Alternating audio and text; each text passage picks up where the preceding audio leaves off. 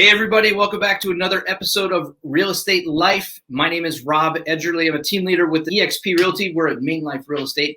And today I am joined by a fellow eXper, team leader with the Stasic group out of Ohio. And somebody I met through a long time ago. We're going to talk about that, but I'm excited to be joined today by Joel Hollo. Welcome, Joel. What's up, man? Thank you so much, and I absolutely love that intro. I need to get an intro for myself. Yes, you do. You do. Thanks, man. I that's one of the fun things about this is I like to watch that, and you pump up in the morning, throw that on, right? That's exactly right. I love it. No, honestly, thank you so much for the opportunity. I absolutely love it, and looking forward to seeing what we can bring to the table. Awesome. All right. Well, so let's see if we match up here. First time we met, I think was 5 years ago, maybe. At where's your recollection of that? So for me, it was an EGS, Exponential Growth Summit. Yep. All right. And so you and we were sitting right next to each other. Exactly. And, I don't know how many years ago. I couldn't figure that out. I kept trying to rack my brain. It had to have been 4, 5, 6 years ago, something like that. Yeah. That was the very first time. And then you and I sat next to each other and we were kind of collaborating in and out. And I was asking you questions because, you had things in your business that we wanted to implement. And then you were doing the same thing with us. And it was, and then here we are, right? Years later. Yeah, exactly. That's exactly what I remember. And as we were preparing today, I was trying to think back to when that was, and it was exactly that.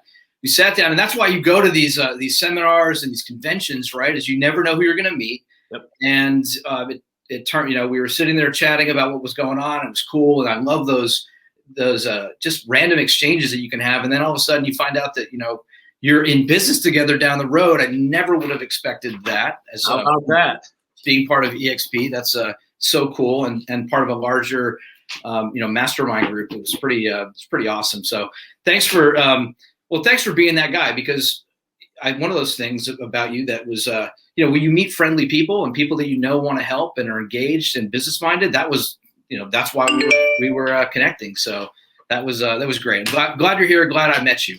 No, absolutely, man, and I'm glad too. Why don't you give everybody a little bit of background on where you're at, because I know there's a couple different things you've done, and let's start with what you're doing right now. Yeah. So fast forward through all of the garbage that I went through since I got licensed in 2008. Yeah, there's a lot. That's like the tombstone, right? The born on and then the right. That dash. That's what I feel like I've been through. So I'm here in Cleveland, Ohio. My business partner is Al Stasic, and we run a team of about 40 real estate agents, 3 full-time employees, and we see a huge benefit of running a team. And I think that we really do have it dialed in, and I'm not being biased. I mean, we're in the we try to change people's lives. What changed us when we moved over to eXp was, we were a team of 10 agents, and I called them the Navy SEALs. They were the best of the best. We were highly accountable, highly trained, very militant, but their success showed all of that. And then when we came over to eXp, and this wasn't a bad thing, this was actually a good thing, we started attracting a bunch of agents at all different levels. And it bugged me at first. Like, it was like, no, this is not what we were doing. This is not what we've been successful with. Let's pump the brakes. What's going on? And then Al and I sat down and we're like, this is the new model. Like, our motto changed to, the more agents on our team, the more lives that we could change. And so I don't care if you're a stay-at-home mother of 5, and you only want to sell 6 houses a year versus this is your full-time job. Your family relies on this, and you need to close 40 to 50 transactions a year. We got your back on everything. And so they always laugh because they call me DJ Joel, where I have these little dial buttons, and I'm able to tweak their business according to what they need. And we provide those services to them to help them hit those goals. And then obviously to supersede them, but I want to meet them where they're at. And so a lot of things change for us. So that's currently where we're at.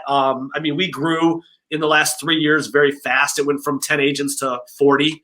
But it was obviously COVID put a plateau on that for a lot of people. but still, I mean, that's not an excuse. It's what a lot of us were faced with. And so that's kind of where we're at now with the team. We have benefits of lead generation. We have some of the best systems out there, we believe.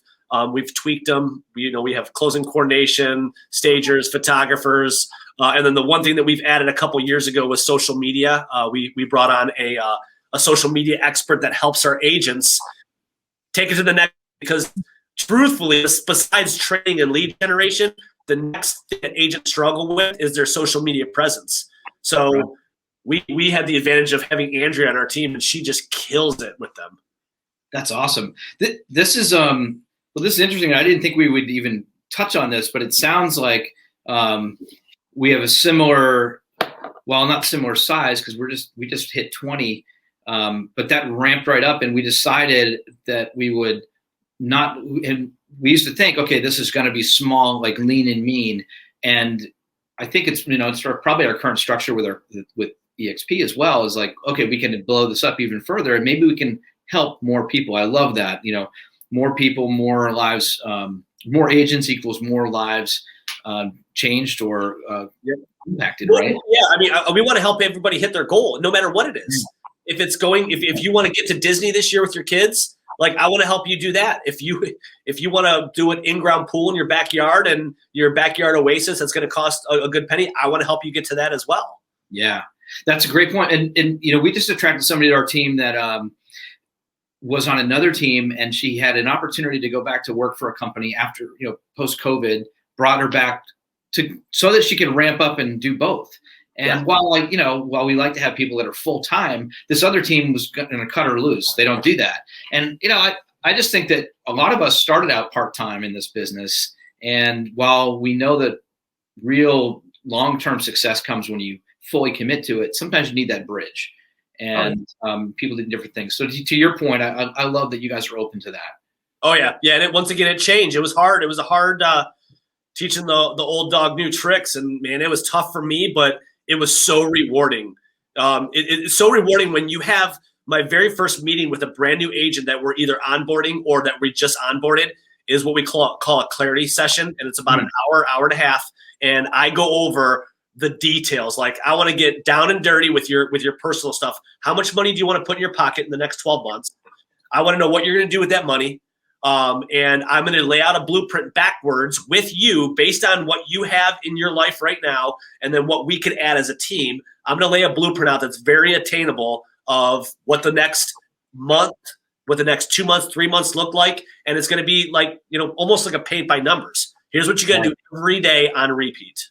Right. Now, what if they don't do that? So a couple different things. It's almost, the analogy that I use is, it's like, that's where the coaching comes in. Okay. One of the other big things that we offer is that I jump on a coaching call with them every single week. It's the plane leaving from Cleveland going to Vegas. If you're 1 degree off, you're either ending up in Seattle or Mexico. And so what we want to make sure is that that's what people's business do. That's why so many agents get out of the industry within the first year, is because they feel that it's not working, but they're just not guided properly. And what do they do when they're that 1 degree off? They retreat. They go back. They're like, I'm out. This is not working. As opposed to tweaking that all throughout your whole entire, the first part of your career to get you on that right guideline to hit your destination. Right. Love that. What, are you meeting with them one-on-one once a week, or with the group? One-on-one. And so all of our new agents, I don't meet with all of our agents one-on-one. So we do group training. And then we obviously have not obviously, I'm sure you knew about it, but we have our huddle call every single morning with our agents. So we're connecting with them that way. But the new agents that join our team, I put them on an eight-week coaching program. And so every week for 8 weeks is they're on repeat, and I check in. Tell me what was good. Tell me what you're struggling with. And here's the best thing, truthfully, from a leadership perspective, is what could we be doing better internally to help you better, or to help you hit your goals, and it's great to hear their feedback. I mean, it's one of our core values, is that open and honest communication. Yeah, I love that.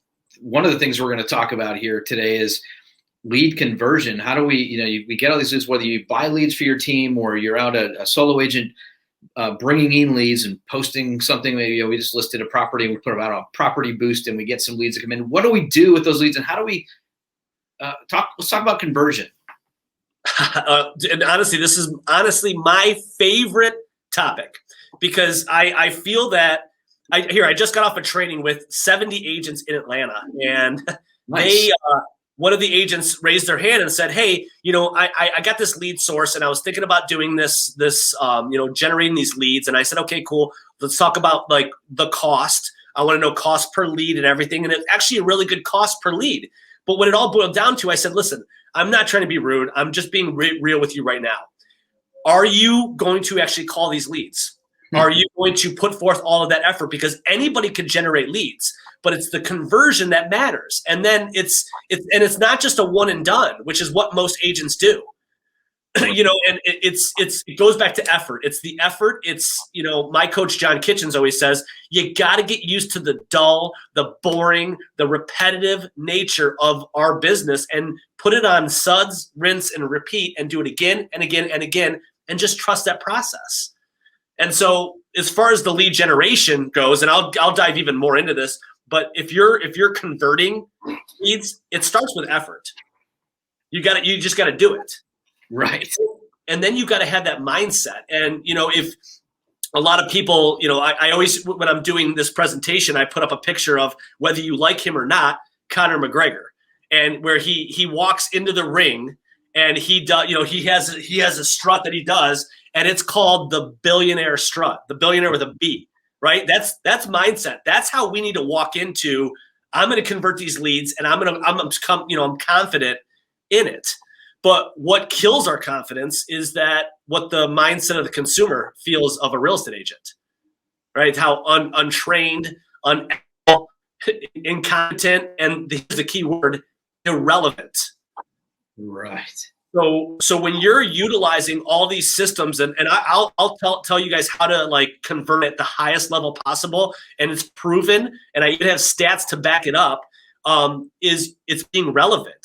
It's having scripting the way that a lead or the consumer wants, right? Because they have a mindset of what we are. And I want to differentiate myself from those traditional agents who they feel that we are. I'm going to differentiate myself, and I'm going to show them how, I'm an expert. And I love it because whenever I do live trainings or anything, there's always somebody in the crowd that gives me pushback at the word expert. And, oh yeah, you call yourself an expert, but what really are you doing to, make yourself an expert? And honestly, it boils down to one thing. Are we honing our business, or are we, training ourselves in constant pursuit of the best version of ourselves and understanding the market? And that's what it boils down to. Are we training, and are we being relevant? Because it's almost like people aren't confident when they make phone calls or they prospect because they don't know the market. When I'm calling in a certain area and I already know the stats, I already know there's 48 houses there's only 48 houses that are active on the market. And the average sales price went from this to this last year, to this year. And this is what people are getting on average, the list price to sales price. I already know all that. And so your confidence grows. And when you're able to spit that stuff out, the consumer feels that, and it is a different experience. But yes, go ahead. No, I'm. My mind is racing. It was on my 17-year-old, almost 18-year-old daughter, just graduated high school, getting ready to go off to college. I said, "Come into the office. We're going to put you to work. We have some college to pay for here, so let's open up the CRM and get you doing some phone calls." And so I was excited that we were going to talk today because as I do that and we start talking through scripts and how do we have leads that we've purchased. One, she didn't want to do it, so that's a whole mindset. I'm going to have to teach her the billionaire strut. Yeah. But how do we increase our chances of actually converting somebody? And it sounds like what you're talking about is starting with scripts, saying the right things. Let's go there. Yeah. So, and it's also called preferred method of communication. This is where most agents know this, but they don't do it, which cracks me up. And then I'll train on it and they still won't do it. And they won't do it. And they won't do it to me and say, "Oh, these leads are garbage." Okay, cool. Talk about it. And so you got to remember, here's why they're garbage, is because it is hard to when it's overwhelming to pick up the phone and call, because what we're doing is we're making it complex in between our ears. And when we do that, we're making excuses on why we don't want to do it. And our confidence level decreases. It's like anything, going to the gym. I'm going to give you every excuse in the world why I'm not going to go across the street from my office and open that door for 30 minutes and go to that gym because I'm just so busy. But I'm making it complex in my mind when we all know that we all have time to do that kind of stuff. And it's the baby steps. You don't want to overwhelm yourself. So number one, the goal of a conversation, right? Well, the goal of lead generation is to have a conversation. That's all I want to do. I just want to have a conversation, but that lives in all different shapes, sizes, and forms. That could live in a call, in a text, in an email, in a message, a video. Those are conversations because it's the perfect method for the consumer at the time. Right. So I want to have those conversations. And then when you do have the conversations, your skills take over and you have two goals out of a conversation at that point. And that's to either set the appointment or set a nurture. When most agents focus on number one, which is set the appointment. And when they don't listen and the person says, no, we're not good. We're going to wait about 6 months until next year. They don't hear that because agents are not following up with it. They're focused on the right now. I want to, have that like immediate gratification. And if it's not that, they're out. Right. So and I don't like that. So do you want me to dive into the kind of the outline of a conversation, or do you want me to talk in the preferred methods of communication first? Maybe let's go to preferred methods because I think that's interesting. There's a debate that it's got to be the phone, and then some people are just like just drip on it through email, and text has been talked about at a high level in recent years. So and I'm guessing that's kind of what you mean by preferred method of communication. Yeah, and so here's what and there's stats out there that talk about dials and dials and dials, and I am not here to bash any company by any means, but the archaic dinosaur way of training agents to let's go make 100 dials a day.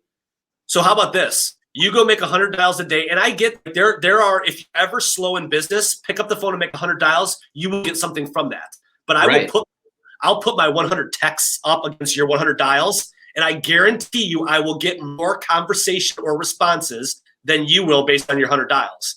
And so there's a preferred method of communication. So if and you said it, we all have a CRM. Okay, we're all in this industry. Everybody, for the most part, has a CRM and utilizes it, but whether it's from your brokerage or your own. But they get leads, and then they leave them there. And they rely on, okay, I might call it one time, and then I'm going to let my drip campaign do its job.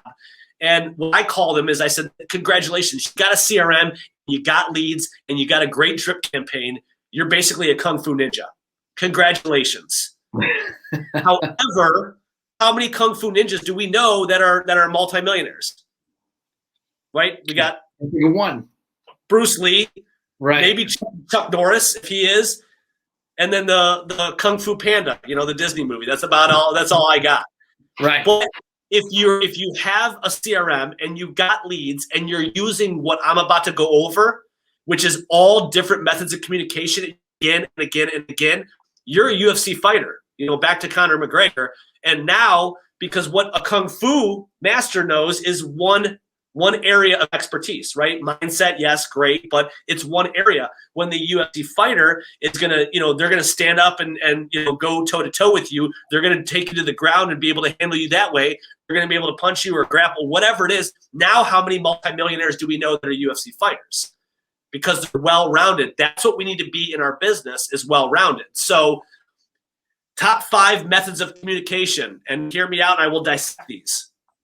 You have to call and you have to leave voicemail. That's number 1. Texting. Number 2, follow up with a text every single time, and I will give you the right voicemail to leave here in a second. Email is number 3, and these are not in order, by the way. I'll give you those stats. Yep. Here's one that hardly anybody's using, a video. Shoot a video via email and via text. Yes. It's a lineability. And like I said, I will dissect this. And then last, let's get creepy. Shoot them a social media message. Everybody creeps on Facebook. There's no getting around that. Go creep and send them a message. What's the worst that they could do? Like yell at you for doing that? Listen, I'm an aggressive agent. I'm sure you're aware of the current market conditions, and I'm sure that you really want an aggressive agent on your side that's going to be able to negotiate and have your back like I am trying to just reach out to you. Imagine how I'm going to negotiate on your behalf at that point. So let them like give pushback, but understand that it's not being a creep. I am doing everything in my power to try to convert at the highest level. But those are touches. So that's what you want to focus on. As the lead comes in, I want to touch them in all aspects and do it again and again and again. And so the call and the voicemail. So we all know that what's the chances of somebody, I call the lead, what's the chances of them answering the phone? Oh, God. Like having just called 50 this morning, we had no pickups. So I'm going to guess 1-2%. Yeah, right. It sucks right now. But and it does because of a couple things, is that even real estate agents don't answer their phone when somebody's calling that they don't know, let alone now the iPhone, if everybody's using an iPhone or majority of people, the caller ID that they have placed, now you get unknown caller. You have a lot of stuff that's blocking out a number, and it's making it more difficult. But you leave the voicemail that, number one, always identify yourself. So I preach honesty in everything that we do as real estate agents. And if you ever want to lose rapport with somebody, don't tell them you're a real estate agent. Okay? I won't, and this is going to sound really horrible, but I've had a person in the last 2 weeks call me no short of 4 times, and they leave me the same voicemail, and it says, "Hey, Joel, this is so-and-so. Give me a call. I just have something to go over with you." No, tell me more. And that's what the consumer is. The consumer they don't need you until they need you, because they have everything at their fingertips. So the agent that gets the job is the agent that they talk to last. So I want to be the last agent that they talk to. Right. So the voicemail basically is, "Hey, this is Joel with eXp Realty. And, the reason for my call is I saw you're on my website taking a look at homes in this area. I had a couple questions, but I also have information about these homes that you're not going to be able to find online." Right? I got something of value. Now they have to reach back out to me because they're like, who is this Joel guy and what has he got? So I got information about these homes that you're not going to be able to find online. Or if you guys want something else of value to add, say I got a great app that's actually a backstage pass to my MLS. And I just wanted, to make sure that I sent this link over to you so you can search the MLS. It's actually very user-friendly. And sometimes you're going to find some homes that are not even yet on the market in this app. So I wanted to be able to get that over to you. But listen, I know that you're probably busy. And if texting is a little bit better, I'm also going to shoot you a text right now. So just let me know. That voicemail has to go out with the ending of, "I know you're probably busy, so if it's a better way to communicate, I'm also going to shoot you a text." And then you follow it up. Yeah. Efficiency is the key, right? It's any email or text. If you are leaving a book, you lose. If you're keeping it short and sweet, and if you have a signature at the bottom of every text, get it off of there, because it will get annoying, right? It'll keep seeing it and seeing it and seeing it. So, keep it short and sweet. "Hey, this is Joel. Just left you a VM regarding your home search. When's a good time to talk? ? That's it. Short and sweet. They love efficiency. And so therefore I'm going to conform and align myself to what they are looking for in this current market. So texting is going to be the biggest thing. And once again, I have some really cool stats here in the next piece of information. Email. Some of the best emails they're called 9-word emails. It's not, "This is my website, this is my resume, this is my background, this is how many people I helped, here's some reviews." No, it's not 9 words exactly, but it's close. So imagine if you sent this and your signature was pre-formed and it said "sent from my iPhone," even though it wasn't. Imagine if it was. So it looks like you took time out of your busy day to send them a message, and the number one subject line that's being opened right now is "hey," all capitals with an exclamation point. So "hey," they open it up, and then it says, "just got done with my showings today, and I just wanted to reach back out to see when a good time was to talk about your home search was." That's it. ? Sent from my iPhone. Tell it, what's a little bit of the psychology behind that? So number one, it does make it look, so it goes back to efficiency. So and it looks like that you just took time out of your busy day to, and they were top of your mind, that you were reaching out to them basically. Right. Period. And I got great 9-word emails that could go out to sellers. What gets the best response? I mean, we've been tracking this for years. And I guess if you guys, I'll share one of them. It's the best one that was open the most was, what do you think your home what do you think your home would sell for in this current market? ? That's it.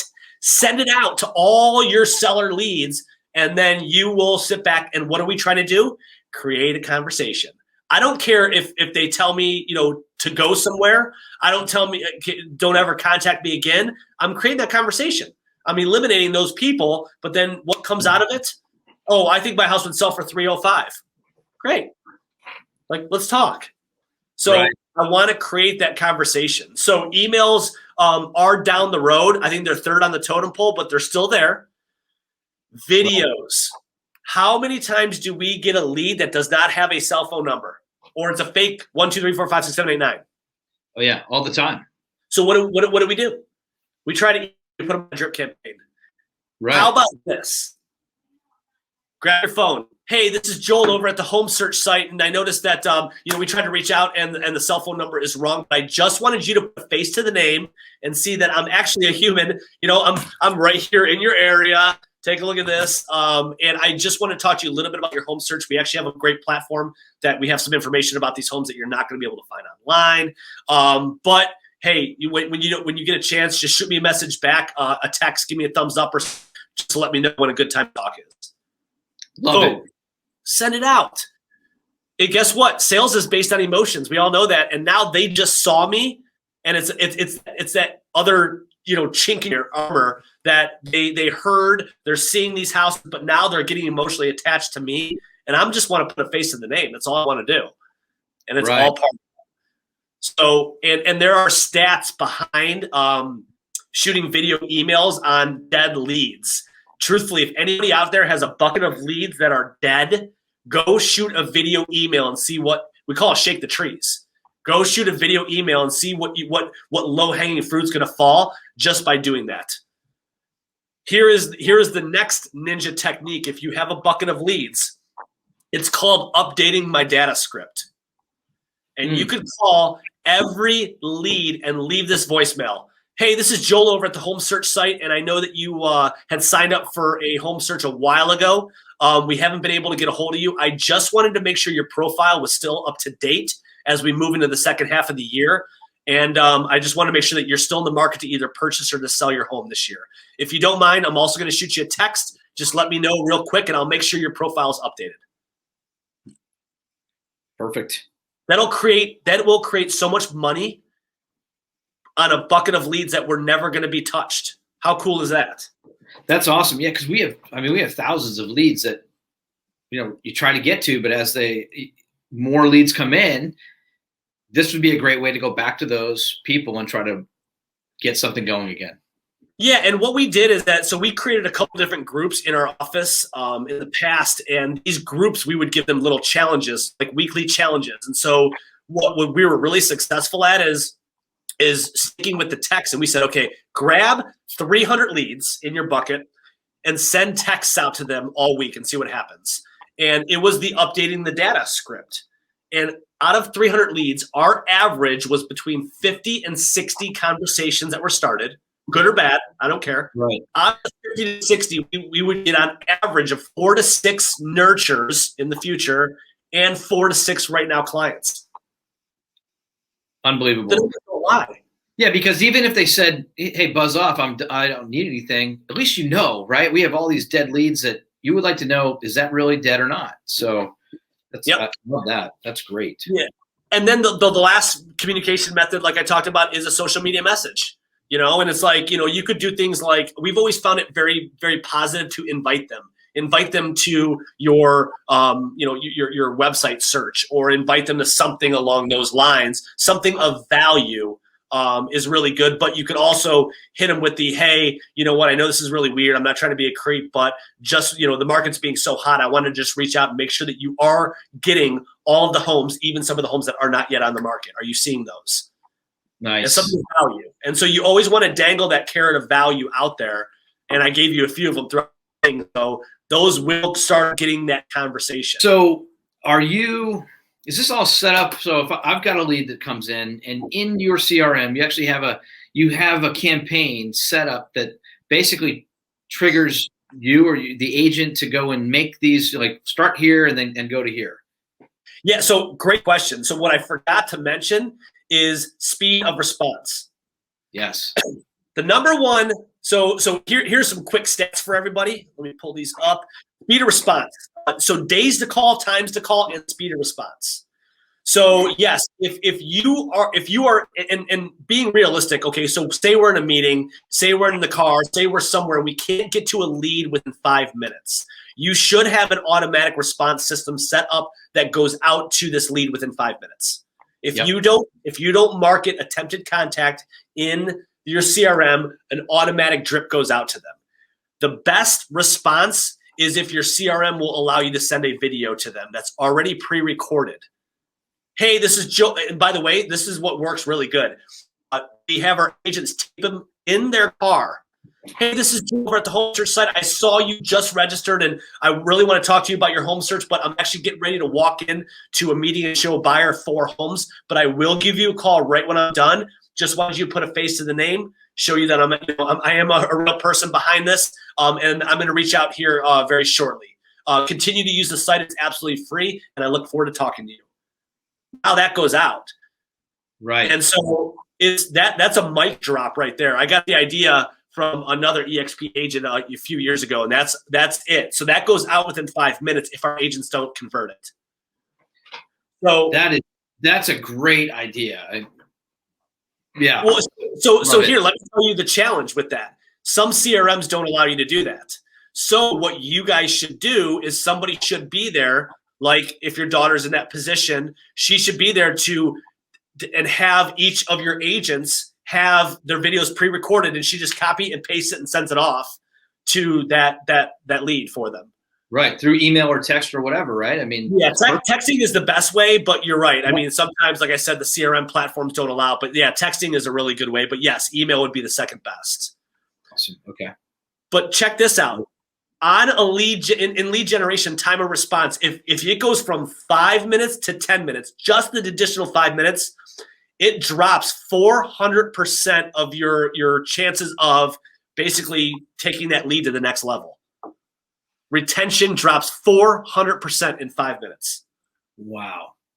And it's proven. I mean, this is Harvard Review came up with these numbers. Yeah, that's amazing. So first 5 minutes, great. What you want to do, you wait or don't set up your systems correctly. And my mind is spinning because I know I've got all kinds of leads that aren't being contacted that quickly. And we got a big meeting coming up after this call to talk about that. But 5 to 10 minutes after, it drops by 400%. 400%. Yeah, that's amazing. Yep. And so speed of response is huge, even in this market. Why? It goes back to efficiency. Everybody has everything at their fingertips, and we're able to push a button and get there. And what happens when our phones are not fast? Like, let's go. Like, I just want this information. So that's what they want. Also, real quick, the best days to call are – I should have opened that up. I'm sorry. The best days to call are in this order: Thursday, Wednesday, Friday, Monday, Tuesday. And the difference between a Thursday and a Tuesday is 49% difference. You will have a 49% drop-off rate on a Tuesday for some reason. Wow.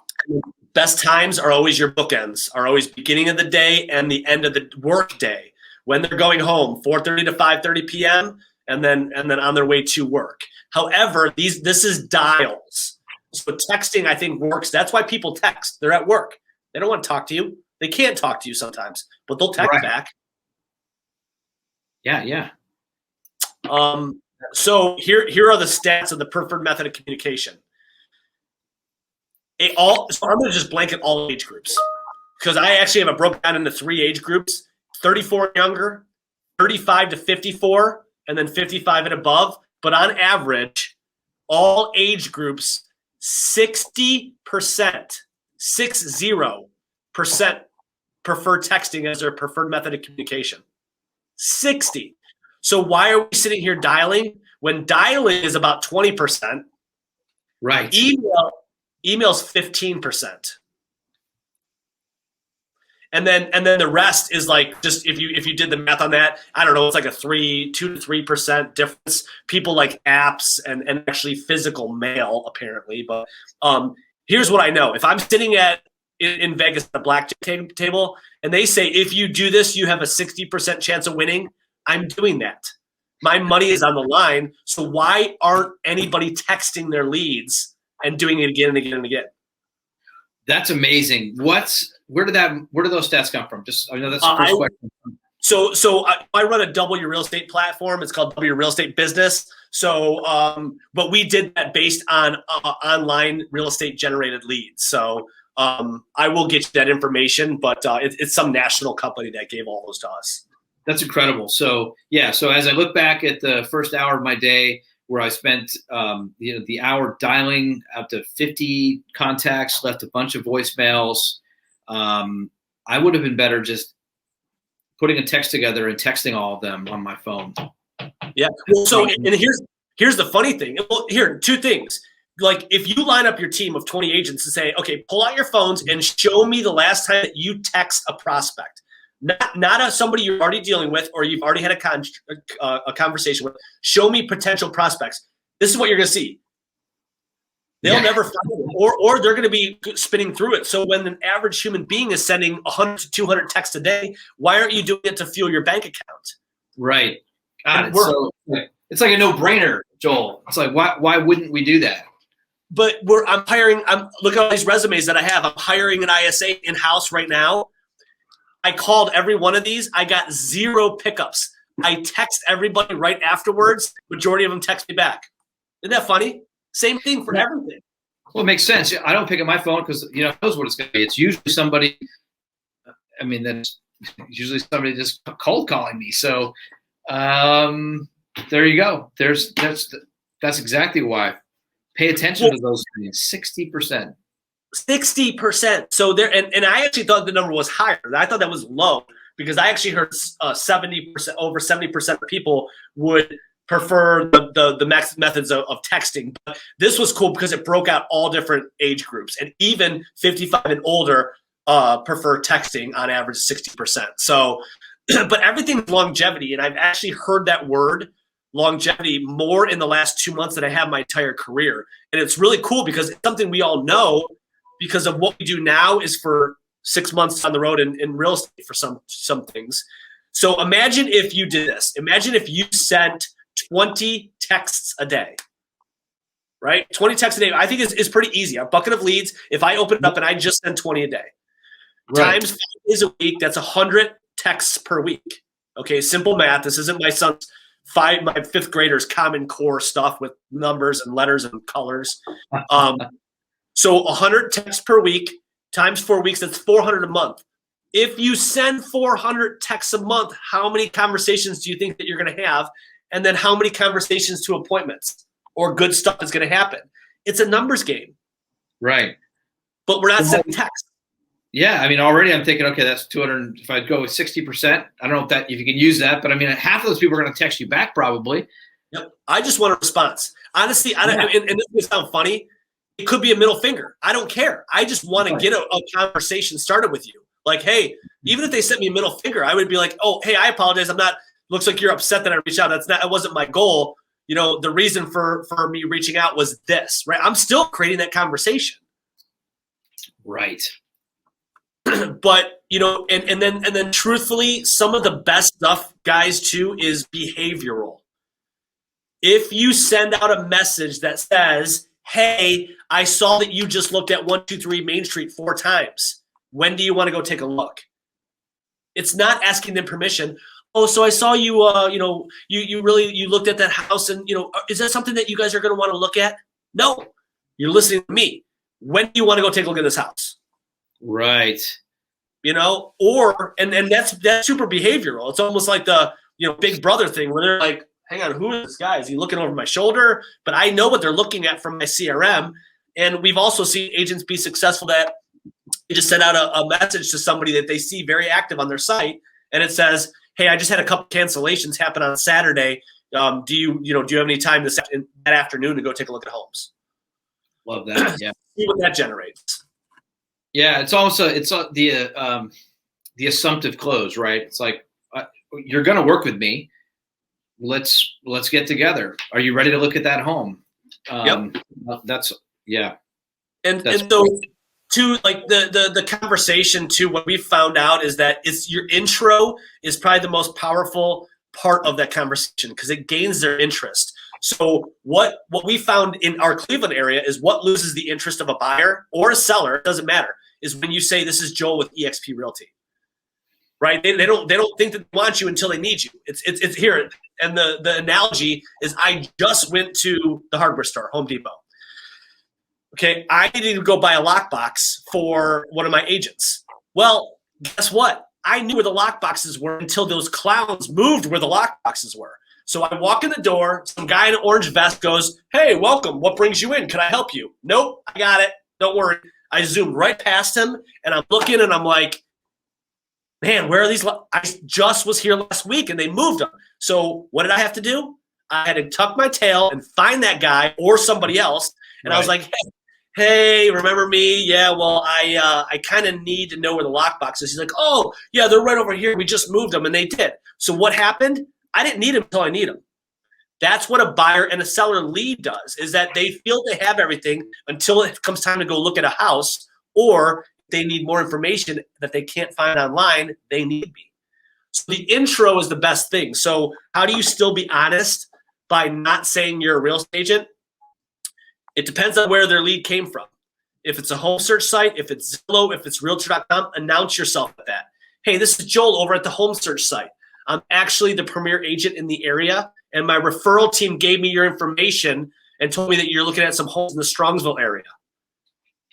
That's huge. Bring the big dog to the fight. "Hey, this is Joel over at Zillow, and my referral team gave me your information. I'm actually the premier agent in the area." And so we're not lying. And I'm not even trying to like scout skirt and walk that fine line. It's being true. I'm conforming to what they want to hear. And then I always want to hit them with the follow-up question. Okay, the follow-up question, the 3 best responses as the follow-up question that we're getting is, I see you're looking at homes in Strongsville. Are you only looking in Strongsville, or are you looking in the surrounding areas as well? Okay. Are you looking for single-family homes or for condos? And are you looking for yourself, or are you looking for a family member?